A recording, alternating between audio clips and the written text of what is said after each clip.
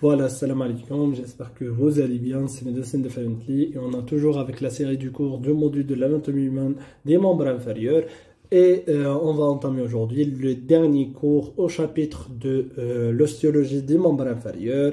راح تلقاو toutes les cours donc l'os coxal, le fémur, le patella, aussi tibia, le fibula donc راح تلقاهم في البلاي ليست تاع l'anatomie du membre inférieur. راح نخلي الرابط نتاعو في صندوق الوصف. Et le cours d'aujourd'hui, c'est le dernier cours, c'est le squelette du pied. C'est un cours vraiment, c'est pas lent, d'accord. J'espère que cette série est bénéfique pour vous. Abonnez-vous à la chaîne YouTube et partagez-vous la vidéo avec votre collègue. Et d'ajouter la vidéo, ما تنساوش ديروا un j'aime. Et راح نخلي لي لين تاع القناة تاعي الانستغرام et le Telegram في البواد دانفو اللي حاب يطرح الاسئله تاعو يطرحهم تما كله في لي كومونتير. راح تلقاو رابط هذا الكور في لا شين دو تيليجرام اللي حاب يرجع له ويمبريميه ولا يقرا منه. Et c'est parti. صلوا على النبي. Donc on commence par des généralités. Le pied est constitué de manière à assurer la station debout. La position donc c'est ça la station debout et de la marche ainsi que la répartition de tout le poids du corps. Donc le poids du corps راح يهبط على le pied parce que كي نكونوا en position debout donc le poids كل راح يكون sur donc les pieds et les os du pied. C'est un complexe vraiment osseux fait de 26 os, d'accord, on doit aller en détail, répartis en trois groupes. Tout simplement, l'anatomie du pied, vraiment, elle va rassembler l'anatomie de la main, d'accord. Comme la main fait 3 étages, on a le carpe, métacarpe et les phalanges. Même chose, les os du tarse, le métatarse et les phalanges. Donc, on a les os du tarse, le métatarse et on a les phalanges. Pour plus de description, on commence par le tarse, est formé par 7 os disposés en 2 rangées. On a la tarse postérieure et la tarse antérieure. Je vais en détail. Ces 2 rangées sont unies par l'articulation médio-tarsienne, c'est l'articulation de Chopart, qui c'est une articulation située entre les os du tarse proximal, on a bien la tarse proximale et distale. Donc le tarse proximal qui est présenté par le calcaneus, le talus et le naviculaire, et le os du tarse distal, le cuneiforme médial et latéral. Donc cette articulation, elle est importante pour faire la flexion et l'extension du pied et aussi les mouvements latéraux. Qui vont les mouvements latéraux, on veut dire l'abduction et l'adduction. Donc comme une flexibilité donc dans l'adaptation aux surfaces irrégulières pendant la marche. Par exemple les surfaces ما يكونوش donc ثابتين donc par exemple نمشوا على الحجر ولا حاجه donc لهنايا راح يدخل لنا l'articulation de Chopart. Puis on a les os du tarse sont séparés des métatarses, d'accord, par l'articulation tarso-métatarsienne. Donc c'est ça l'articulation tarso-métatarsienne. On trouve les groupes donc osseuses. Après, c'est l'articulation de l'isfranc. Donc c'est une articulation c'est une série d'articulations. C'est une articulation, des articulations. Donc c'est une série d'articulations situées entre les os du tarse distal, le cuneiforme médial latéral et le cuboïde, et les métatarsiens, les os longues, le pied, d'accord. Cette articulation, elle est importante pour la transmission des forces du pied vers le sol et dans la stabilisation, donc qui met seulement l'arche longitudinale du pied. Donc réguler les forces du pied et donc est importante aussi pour l'équilibre et la stabilisation pendant la marche, la course et les différentes activités physiques. Voilà. On détaille les os. On a le tarse postérieur formé par les os suivantes. On a le calcaneus. Comme vous voyez ici, c'est le plus volumineux qui s'articule avec le cuboïde en avant et le talus en haut. Comme vous voyez dans le schéma. Et donc, l'articulation entre le calcaneus avec le cuboïde, elle est importante donc pour faire les mouvements latéraux du pied, le pied le barra, d'accord. Et on a l'articulation avec donc les mouvements latéraux, d'accord.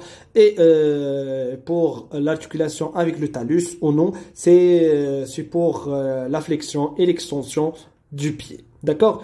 Le talus, c'est un os postéro-supérieur, comme vous voyez. Donc, j'ai l'étage postérieur et dans la partie supérieure de cet étage. Donc, qui s'articule en haut avec le tibia et le fibula.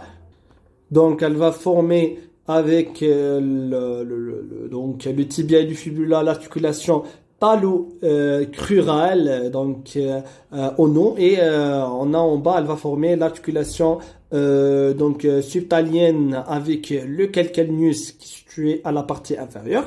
Et donc cette double articulation les mouvements complexes du pied, comme par exemple la flexion dorsale et plantaire, et aussi l'inversion, l'éversion, éversion où la plante du pied se tourne vers l'extérieur, éversion vers l'extérieur, et donc inversion c'est vers l'intérieur qui va rapprocher la face plantaire du pied de la ligne médiane du corps, d'accord? Et l'autre, elle va rapprocher donc et s'éloigner, donc c'est pas rapprocher, pardon, c'est s'éloigner la face plantaire du pied de la ligne médiane du pied, d'accord? Et derrière moi, en avant, on trouve l'os naviculaire. C'est pour la stabilisation de l'articulation transversale. Donc c'est voilà donc l'os naviculaire qui m'a dit la stabilisation de l'articulation transversale du tarse. Puis pour le tarse donc antérieur formé par les os suivants, on a l'os naviculaire, c'est en nombre de 2, que c'est un os en forme du croissant, donc à chaque hilal, d'accord, j'ai le côté médial du pied, près de l'articulation médio-tarsienne, partie, donc j'ai le côté médial. Aussi se nommé par ce nom, le nom naviculaire en raison, elle va rassembler un navire. اللي هي السفينة, d'accord, parce que يشبه شكلها pardon السفينة, donc ça monte par l'os naviculaire, d'accord. Maintenant, comme vous voyez, donc l'os naviculaire, elle va s'articuler avec la tête du premier métatarse, d'accord, en avant, et avec les 3 cuneiformes en arrière, d'accord. Donc c'est ça les 3 cuneiformes en arrière, et donc il est contribué pour la formation de l'arc donc au l'arche longitudinale du pied, et la répartition des différentes forces lors de la marche et de la course. Puis on a l'os cuboïde, comme vous voyez en nombre 7, d'accord, qui c'est un os. J'ai contrairement l'os naviculaire, j'ai à la face ou le côté latéral du pied, et l'asque avec le 5e métatarse, d'accord, comme vous voyez. Donc elle va former une partie de l'articulation tarso-métatarsienne, donc elle va s'articuler avec l'os de calcaneus qui marque choufou, et aussi avec les autres métatarses après, d'accord, le calcaneus jaillot en arrière, et il est important pour la stabilisation, tu as le côté externe du pied, et les mêmes gestes liés à la transmission de la force lors de la marche et du course. Puis on a les cuneiformes, le premier, deuxième et le troisième cuneiforme, donc les jaillines le côté médial du pied, l'os naviculaire, et donc sont numérotés de l'intérieur vers l'extérieur, comme vous voyez, c'est ça le bord médial, 1, 2 et 3, et donc راح يدخلونا في la formation de l'arche longitudinale du pied, et aussi la stabilisation de la partie antérieure du tarse. Notez bien que les cuneiformes sont dénombrés en dedans, en dehors, donc médial, intermédiaire et latéral. C'est déjà Golta.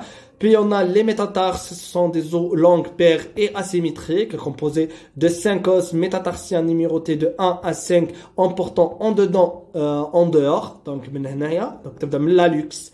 En dedans, c'est la partie médiale vers la partie externe, présente une base, une diaphyse et un col, une tête, d'accord, comme c'est un os long, bien sûr.